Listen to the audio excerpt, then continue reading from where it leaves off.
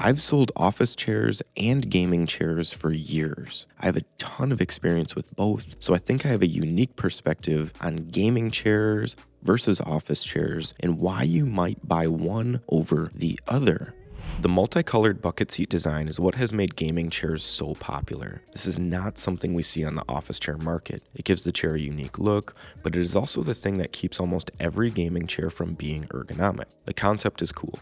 You mimic a car seat to make it feel more immersive and pair it with cool color combinations, fancy stitching, and a popular team logo. An office chair cannot match this look, but this is not very useful from a pure functional standpoint. Racing seats are not meant to be comfortable. They are designed to be safe while ripping around corners on a racetrack. A racing seat is far less comfortable than the seat in your average sedan or SUV, but gaming chairs are modeled after the less comfortable racing style seat with pronounced hard side bolsters that are meant to protect you, which is not necessary in your home or office. They just make the chair more limited because you do not want to come into contact with the side bolsters. It limits things like sitting in the chair cross-legged. The only exception to this rule that I have found is the Secretlab Titan Evo 2022. Secretlab did something really smart and made the side bolsters on the seat just padding, more like a typical car seat. This makes them soft and usable for the entire area of the seat.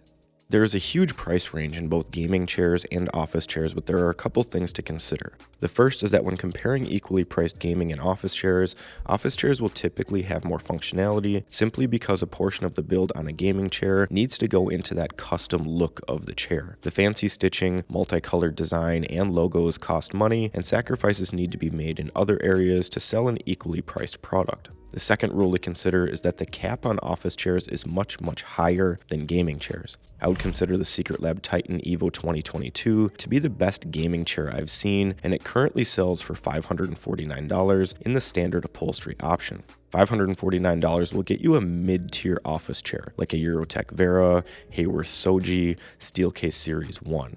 The office chair category gives you the option to get into products that are much higher quality and in a completely different ballpark than the Titan Evo. Chairs like the Haworth Fern, Steelcase Gesture, Herman Miller Embody are all much more expensive but offer features and comfort you simply cannot get in a gaming chair. Being able to change the angle of the backrest to be almost completely flat is one feature that office chairs can't compete with and is often touted as the most coveted feature on a gaming chair. This is an adjustment that I don't find to be practical simply because I can't watch my screen once I get past a certain point anyway, and I would argue that most ergonomic office chairs will get you to that point. If you're using it as a tool to lay down and take a little nap, then fair game, I can see that. But otherwise, I think people may be overvaluing this adjustment a bit just because I don't see a ton of use for it, especially if your chair is in a home office environment where you're typically going to have a bed or a couch within a few steps from your workstation. One fundamental difference between gaming and office chairs is the way that they recline. Almost all ergonomic chairs will use a synchro tilt mechanism, which means that the back reclines a bit further than the seat does as you go back in the chair. This puts you in a better ergonomic position through the entire recline range as compared to keeping the angle of the seat and the back the same like a bucket seat gaming chair does. Due to the limitations of the bucket seat design, almost all gaming chairs have a basic center tilt mechanism. This system makes it very difficult to recline, the range is limited, and your knees will come up as you go back. I really hate this type of functionality. It is almost like you don't have a recline function. If you go with a higher end gaming chair, like either of the Secretlab models we have here, you can get a knee tilt mechanism, which has a smoother, easier to use motion, and it doesn't bring your legs up as drastically as the center tilt. But this is still not as well designed as a synchro tilt mechanism for proper ergonomics and really long sitting sessions. Along with a better recline mechanism, office chairs tend to be more adjustable overall when compared to similarly priced gaming chairs. If we look at, in my opinion, the best gaming chair, which we've talked about quite a bit already, the Titan Evo, it still doesn't have some of the functions you will find in a chair in the same price range, like a Haworth Soji. The ranges on the adjustments it does have are also going to be smaller. A good example would be the arms. They both have 4-way adjustment, but the ranges on the Soji are much more generous as compared to the Titan. Some adjustments we see on office chairs you simply will not see on gaming chairs are things like forward seat tilt, back height adjustment, seat depth adjustment, and adjustable headrests. While gaming chairs have high back designs with a pillow, the headrests are not adjustable other than being able to move the pillow a bit, but the strap design is pretty terrible for holding the pillow in place, and they usually go flat after about 30 minutes. Office chairs will offer more options to choose from, whether it is a built-in design or an adjustable option. There are solid options in each price range, with a good example being the Clatina Millette. This is a $200 chair with one of the best headrests I have ever seen. It's padded, adjustable, and super comfortable, especially for the price. The final adjustment that is really the biggest glaring weakness of the gaming chair design is going to be seat depth adjustment. Because of the bucket seat model, you cannot slide the seat back and forth, which really limits your ability to ensure that the chair fits you properly.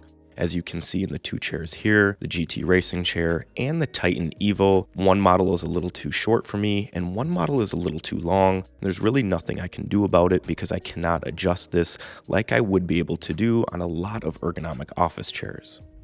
I think the backrest is hindered the most by the typical racing chair design. There are two issues that are prevalent on almost every single gaming chair. The first is the completely flat backrest with some type of pillow system for lumbar support. The pillow is simply not enough to provide good support. They hold their position poorly and they go flat. This is much different than the curved backrests we see on almost all ergonomic chairs, no matter the price. The curved backrest helps to properly support the natural curve in your back, and many ergonomic chairs will have additional lumbar support systems that are adjustable. One way to get around the pillow problem with gaming chairs is to go with one of the high-end gaming options like the Evo 2022. The Evo has a built-in lumbar support system that allows you to control the height as well as how pronounced it is. If you're getting a gaming chair, I would highly recommend going with something that offers this type of functionality. It's as close to an ergonomic office chair as you're going to find on the gaming chair market. The second major issue with backrests on gaming chairs is that you have a really limited range of motion due to the side bolsters and hard metal frame. This is one of the biggest differences from ergonomic chairs.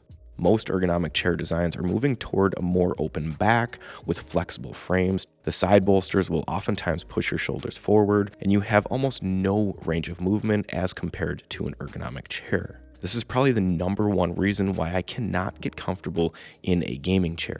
I just feel so constricted and locked in place as compared to most ergonomic chairs. While gaming chairs are a niche product and have their specific place for some people, I think an equally priced office chair will almost always provide better value in terms of functionality, quality, and comfort. If you're interested in finding out what $500 can get you in an office chair, check out this video.